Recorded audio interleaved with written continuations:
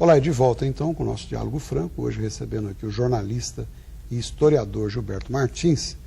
Gilberto, no intervalo a gente foi questionado aí para que você explique melhor a história de que Anchieta foi para Ubatuba para exterminar os índios. Como é que é isso? Como é que foi a história? Isso é guerra biológica, não é? A gente teve recentemente o exemplo do Iraque.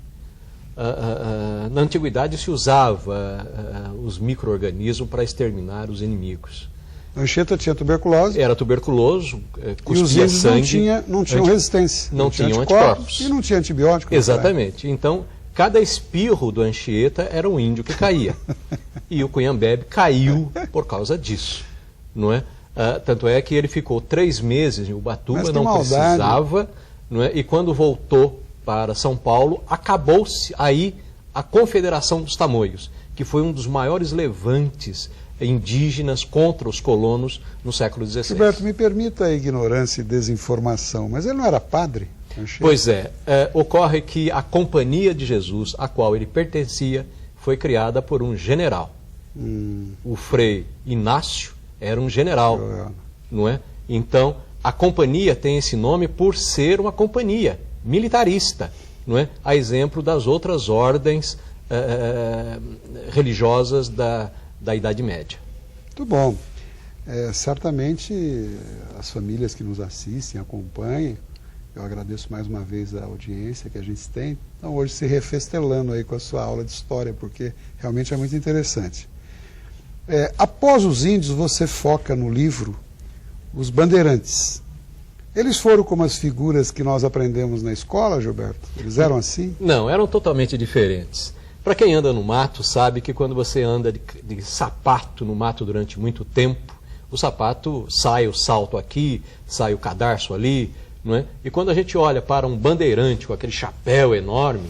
Aliás, se você me permite, Sim? O nosso pessoal da produção, o Nelson, o Cristiano, estão trabalhando aí com os inserts, as imagens nós temos do que você está citando. Isso, exato. Nós temos uma imagem tradicional de um bandeirante e, em seguida, a imagem de um caboclo do Pedro Américo, que é o amolador de machado, que é calça 3/4, que é brinco na orelha e que é lenço na cabeça. Era o pirata. Era assim que se comportava o bandeirante na época do bandeirismo. E se vestia assim também? Se vestia assim. Dessa forma. Se vestia assim, porque era moda, não é? Hoje, assistindo às TVs a cabo, a gente vê no Afeganistão os mesmos óculos que nós usamos em Pindamonhangaba ou Caraguatatuba, não é? Então, na época, também se usava os mesmos costumes no mundo inteiro. E a forma que a história pinta, vamos dizer assim, o que traduz bem isso é o quadro de Pedro Américo retratando a independência, né? Sem dúvida Pedro, nenhuma. Num belo cavalo preto. Sim. Na verdade, Dom Pedro estava numa mula gateada. Exatamente. Certo? Exatamente. Acompanhado aí de 14 pindamonhangabenses, parece que 3 taubatianos, que formavam a sua guarda de honra. É verdade. Então não tinha cavalo preto de raça, coisa nenhuma. De maneira Era uma nenhuma. besta, uma mula. Isso. Até tem uma frase do Napoleão Bonaparte dizendo: esse cavalo que eu uso é uma besta quadrada. É exatamente isso. Muito bem. Gilberto, e quem participou efetivamente da Inconfidência Mineira? Eu não quero saber o que a história hoje está contando aí nos bancos escolares. A verdade que você sabe. Minas Gerais queria a sua independência. E a liderança das cidades principais, Mariana, Ouro Preto, tentou mover esse intento. Entre as pessoas que nós conhecemos e que foram motivo de uma devassa, nós temos 2 taubatianos, 2 padres taubatianos participando desse movimento. Mentores lá do em movimento, Minas. lá em Minas. Mas eram daqui. Eram daqui. Por quê? Porque Padre Carlos Correia de Toledo era o pároco de São João del Rei, que hoje é Tiradentes. Ele, sem dúvida, e ele contou com o apoio desses taubatianos que você disse. Isso, exato. Por quê? Porque eram os mentores. E além de serem homens muito inteligentes, Padre Carlos tinha, em pleno século XVIII, uma biblioteca. Eles também eram muito ricos o suficiente para comprar armamentos. Não é? Então, o movimento mineiro, na verdade, também teve a participação do Vale do Paraíba. Não é? Especificamente de taubatianos. Especificamente de 2 taubatianos. Agora, por que somente Tiradentes foi para a forca, porque as condenações eram rito sumário, condenava, penalizava. Nesse interim, um dos irmãos dos dois taubatianos, que era um bispo, que vivia em Lisboa e era o conselheiro de Dona Maria I, portanto, mãe de Dom João VI, não é? Pediu para Dona Maria a anistia aos demais. Clemência, no caso. Exatamente. E aí todos foram deportados para a África. Uhum.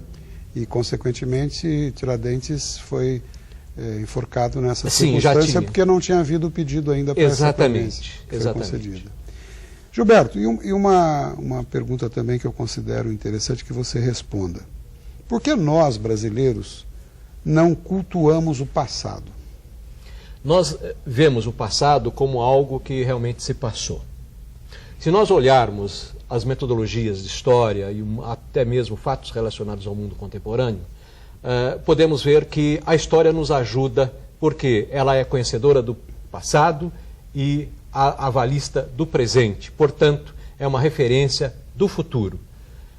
Hitler invadiu a Rússia no inverno, cometendo assim o mesmo erro de Napoleão.